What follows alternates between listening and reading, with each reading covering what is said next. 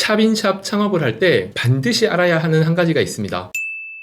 안녕하세요, 장백TV입니다. 오늘은 우리가 창업을 할 때 샵인샵 창업에 대해서 알아보시는 분이 계실 거예요. 자, 우선 용어 정리부터 좀 할까요? 샵인샵이라고 생각하시는 분도 계시고 샵앤샵이라고 생각하시는 분도 계시더라고요. 저희 회사에 문의를 하실 때는 거의 한 5대1 비율로 샵인샵, 샵앤샵 이렇게 문의를 하시는데 어떤 표현이 맞는 걸까요? 정확하게는 둘 다 틀렸습니다. 숍인숍이 맞는 표현이죠. 왜냐면 샵은 외래어잖아요. 외국에서 온 한국말이니까 한국어 표현도 정확해야 됩니다. 그래서 우리가 알고 있는 가게 샵, SHOP 이 영어는 한국어 표현으로는 샵이 아니라 숍이죠. 정확한 국어 표현은 숍인숍이 맞는데 거의 90% 이상이 샵인샵으로 쓰고 있으니까 저도 샵인샵으로, 사실 저도 말할 때는 한 번도 숍인숍이라고 해본 적은 없어요. 뭔가 어색하잖아요. 가게 안에 가게를 하나 더 만드는 그런 창업 형태를 이야기를 하는데요. 자, 샵인샵 창업을 할 때 어떤 절차대로 오픈을 해야 될까요? 우선 사업자를 2개 만든다는 생각을 많이 하실 거예요. 그냥 메뉴만 나누어서 하시는 분들은 사실 샵인샵은 아니죠. 그런데 아마 이 영상을 보면서 어떤 방식으로 해야 되는지, 뭘 주의해야 하는지 보고 계시는 분들은 사업자를 2개 만들어서 창업을 생각하실 겁니다. 또는 내 가게 안에 제3자를 샵인샵 창업을 시키려는 분도 계실 테고 남의 사업장에 내가 샵인샵으로 들어가서 하시려는 분도 계시기 때문에 이런 경우는 사업자가 2개가 필요한 거겠죠. 사업자가 2개 필요하기 위해서는 무엇이 필요할까요? 기본적으로 임대차 계약서가 필요합니다. 원칙적으로는 원래 하나의 공간에 내 식당이 있었다고 가정을 한다면 작은 짜투리 공간에 테이크아웃 커피점을 낸다고 가정을 할게요. 그러면 테이크아웃 커피점이 생기기 전에는 하나의 공간 식당이 임대차 계약이 되어 있는 경우들이 대부분이겠죠. 그러면 내가 빌린 공간, 임차한 공간이 원래의 사각형 전체입니다. 그런데 원칙적인 샵인샵은 오른쪽에 작은 공간을 다시 임대차 계약을 맺는 게 맞겠죠. 그러면 분할해서 이 공간만 다시 임대차 계약으로 맺은 다음 이 임대차 계약을 가지고 세무서에 가서 사업자 등록증을 만들 겁니다. 하지만 대부분이 이렇게 임대차 계약을 해주지 않죠. 왜냐? 건물주는 이미 전체 공간을 임대차 계약을 했는데 임차인이 나누어지면은 손해입니다. 2명을 관리해야 되기 때문에 여러 가지 번거로움도 많이 생기겠죠. 하다못해 계약서도 한 번 더 써야 되니까. 그래서 거의 대부분이 반대한다고 보시면 됩니다. 자, 그러면 샵인샵 오픈을 못하느냐? 아니죠. 다른 방법이 있습니다. 바로 임대인과 새로운 임대차 계약을 맺는 게 아니라 전체 공간을 빌린 임차인과 둘이서 계약을 하는 거죠. 어떤 계약을? 다시 한 번 더 이 공간을 빌리기 때문에 전대차 계약이라고 합니다. 집주인과 임차인의 임대차 계약이 있고 또 한 번 더 공간을 빌려주니까 전대차 계약이라고도 하고 전전세라고도 합니다. 그렇게 전대차 계약을 맺으면 전대차 계약서만으로 사업자 등록증을 또 만들 수 있습니다. 원리대로만 말씀드린다면은 전대차 계약을 여러 번 하면 여러 개의 사업자도 원칙적으로는 만들 수 있어요. 자, 그런데 여기에서 중요한 한 가지가 꼭 필요하죠. 바로 임대인의 동의가 필요합니다. 무슨 말이냐면 임대인이 임차인에게 한 번 이 공간을 빌려줬죠. 임차인이 전차인에게 또 하나의 공간을 빌려주면은 최초의 임대인의 동의가 있어야 돼요. 반드시 필요합니다. 세무서에 가면은 임대인의 동의를 받았는지 반드시 확인을 하고요. 임대인의 동의를 받았다고 해도 임대인에게 직접 전화를 걸어서 확인하는 경우들도 있습니다. 그렇기 때문에 임대인의 동의를 필수적으로 받으셔야 돼요.